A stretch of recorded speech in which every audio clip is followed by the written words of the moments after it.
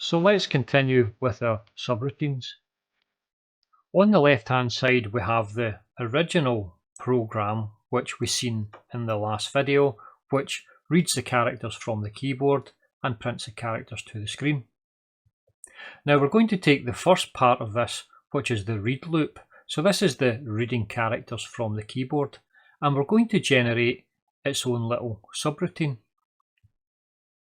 Now the first thing we're going to think about is what do we want to call the subroutine, so that each time we use, for example, the jump to subroutine, that is JSR, it's going to have a name. So I decided to call this get underscore character because we're getting a character from the keyboard. So the routine here is called get underscore character, and you can see all I've done is I've taken in the program here for the get character. So this line here is the same as this line, and each of the lines are the same until you get down to the jump if equals. Now at this point here, the jump if equals tells us that we've actually counted through, in this instance, all 12 characters. So we will have read in all 12 characters. Now if we have read in all 12 characters, what we want to do is return the control from the subroutine back to the main program which called it. So we jump if equals to the routine that's called ret. Okay, so we come down to ret here, and it's just got the return command. So we just return back to the original subroutine. Now, if we haven't read in all 12 characters, then it'll jump back to the beginning of our get character subroutine, and it will continue through that process. So this is our subroutine, but there's a couple of things that we have to be careful and we have to make sure we add into this subroutine. The first thing is we know that the subroutine has to go into the ROM, so we're going to have to tell it where to find the subroutine.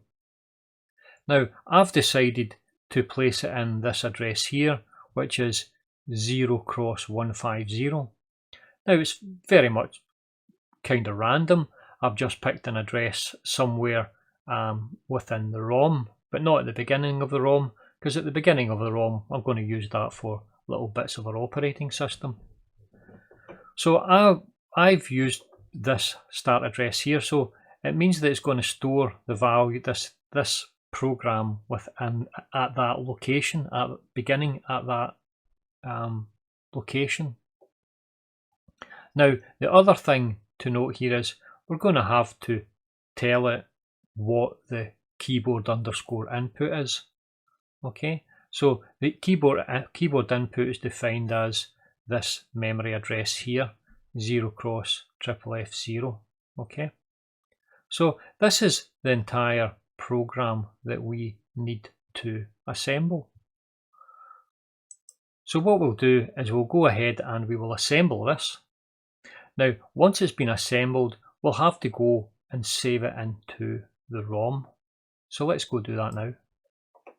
So we have our get character subroutine sitting in the directory that we need it to be in order to run through the assembler.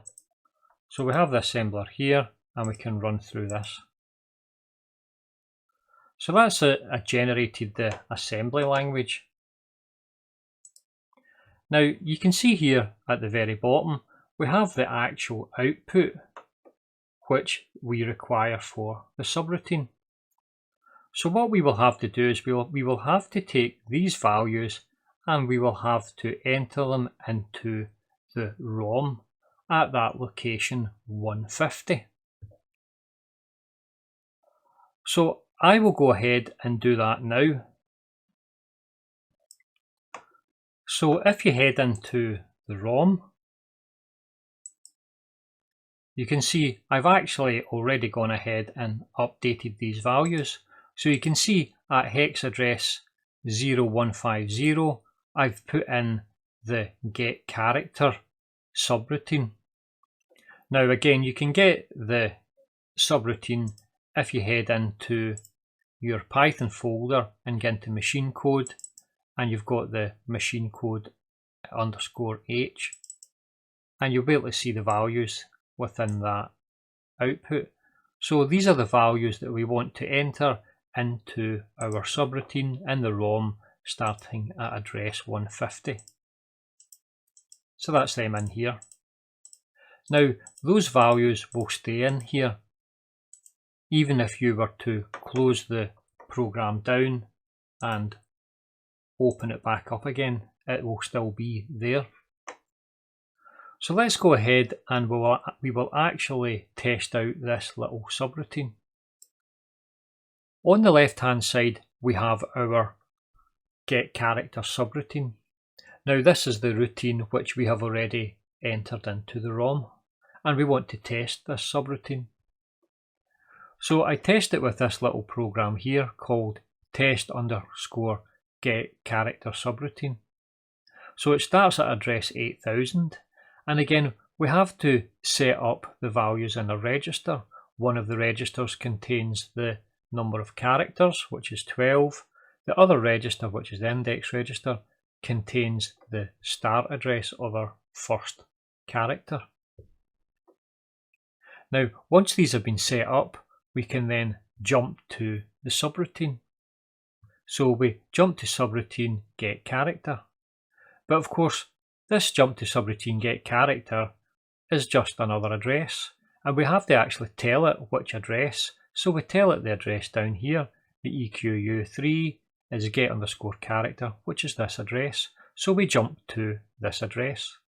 Now when we jump to this address, it's in effect equivalent to us jumping to the first line of this subroutine here. So we jump from here into here and we run through the subroutine. Now when the subroutine has finished, we get the RET, which is the return command. Now when it returns back to this line here, which will be the end line. So it returns to the address one after the last instruction, which is this instruction here. And that's the end of the program. So let's go ahead and we will assemble this, and then we'll test it and see whether it actually works. So we have our get character subroutine test in here, and we can run through the assembler, and that's it, generated the assembly language code. So now we can go ahead and we can load that into our CPU. So first of all we will reset everything, and we'll drop in here to the CPU and we'll load in the program.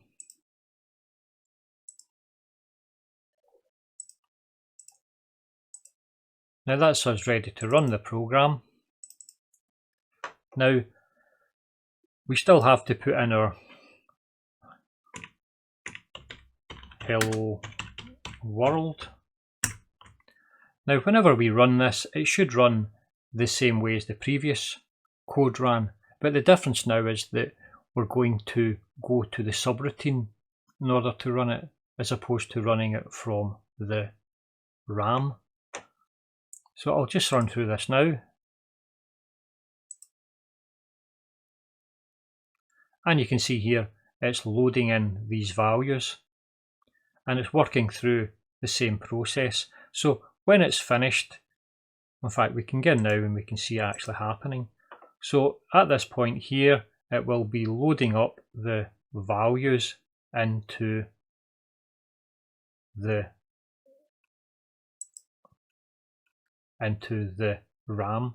So you can see here these are the values for H, E, L, L, O space and the world. Okay, so it has taken all the values and loaded them into the RAM, and we should be now at the very end. So we've got the end routine end section here. So it does work, and it does go in and it works via the subroutine.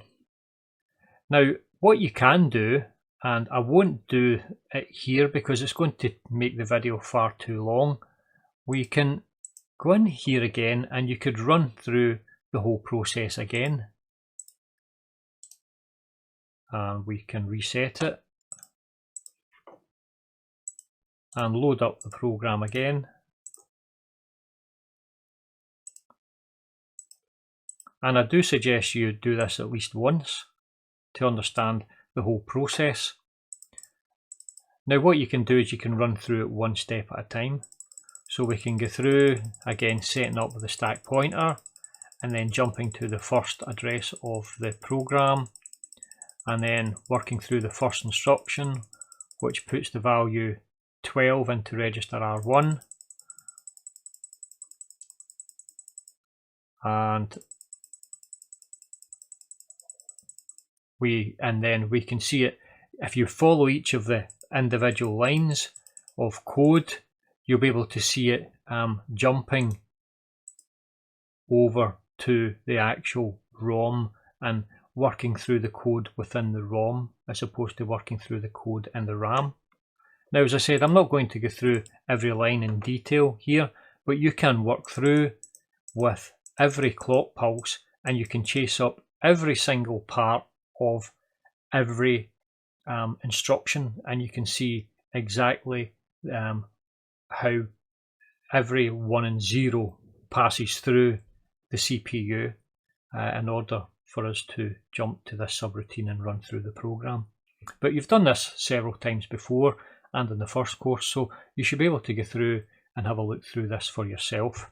And you can actually see here at the bottom, you can see the stack pointer here is actually dropped by a value of 1 because we're using the stack in order to save the return address. So that's well worth going through at least once. Now let's finish this off and we will have a look at the write loop and then we'll put them together in one program. On the left we have our original program which reads from the keyboard and prints to the screen. We've already worked through the reading from the keyboard. We're now going to work through the writing to the screen subroutine. So we're wanting to take this section here and generate the subroutine. Now I've generated the subroutine here. Now again I have to pick a name for it, so I decided to call it print_char. So it means that whenever we use this subroutine, we're going to use the JSR space print_character. So it will go to the ROM and find this subroutine in the ROM.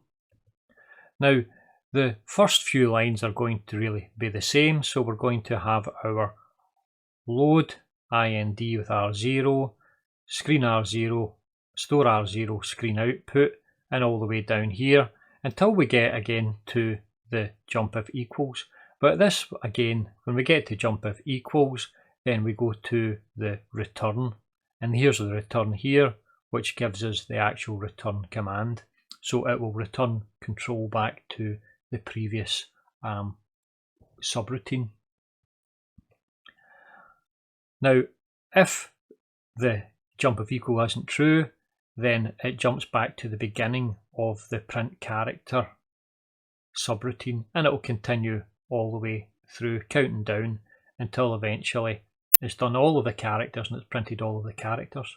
Now, one other thing to note here as well, or two things to note, we're going to have the screen output, so it needs an address for the screen output. So the screen output is given here at this EQU3, so it gives us the screen output as 0x FFF3. Now, one other thing is we need to know the origin for this program. So the origin for this program is going to be 0x160. So it's the line down below the read function, our subroutine, which we just generated a moment ago.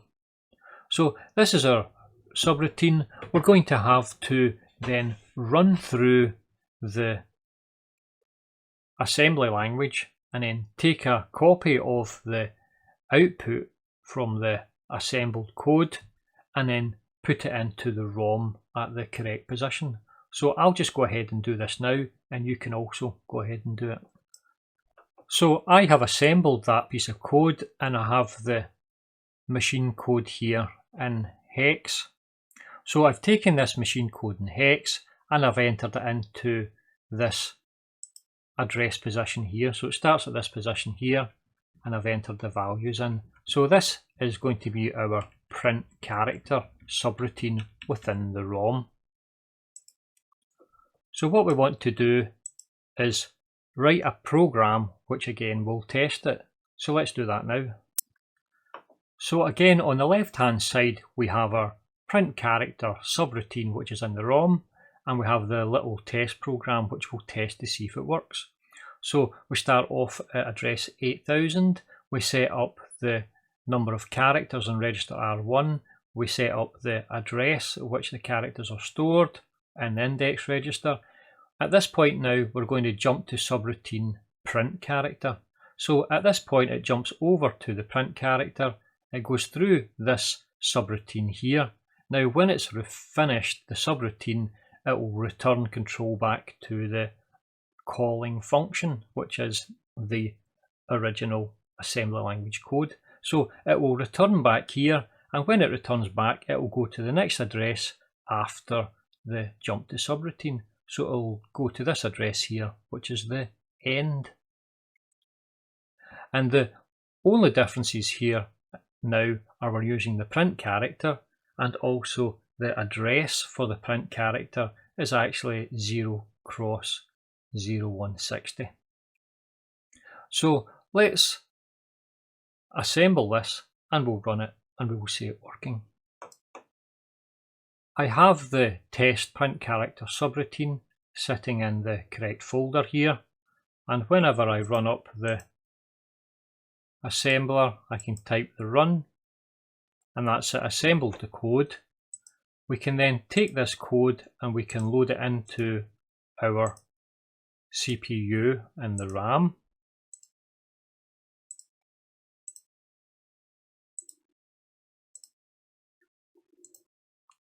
Now, in order for us to actually see this working, it assumes that we already have the values within memory. Now, right now, we don't have the values within memory because we haven't put any values into memory. We haven't read it out of the keyboard and put it into memory. We're just sitting with empty memory locations. So what we would have to do is, in order to see this working, we would have to put the values for our hello world into the required memory locations. So I will go ahead and do that now, and I'll show you where those values go. So I have gone ahead and I've put in the ASCII values for hello world in the correct memory locations. So that's it starting here. That's 0068. So that's HELLO space and then world, and at the end the exclamation mark.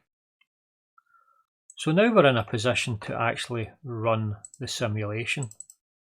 So I will adjust the speed here so that it slows it up a little bit. And it should print out the values hello world to the display. But of course it's printing it out using the subroutine.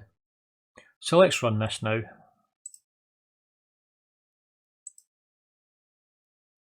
And you can see here it's printing out hello world. So it does work, and both the subroutines do work. So finally what we want to do is put both subroutines into one program, and that'll do us for this video, because this video has gone on quite a long while now. So finally here is our code which will use the subroutines for both the get character and the print character. So what we've done is we've taken this code here and we've replaced this with a subroutine and this with a subroutine, and you can see the subroutines here. Jump to subroutine get character and jump to subroutine print character. And you can see how much it has shortened our code. And of course that code for the getting the character and printing the character is within the ROM, and it's saved within the ROM, and we can go and use it whenever we need to. We just need to know where the get character and print character values are held within that ROM. So that's all for this video. It's been very long, it's been quite complicated. I'll leave all of the code that you require in the resources section for you to go ahead and simulate all of this. And I suggest that you go in through the simulation and you can go through one clock pulse at a time, and you can check and see exactly what's happening. So that's all for this video. Thank you for listening. I'll get you on the next video. Goodbye.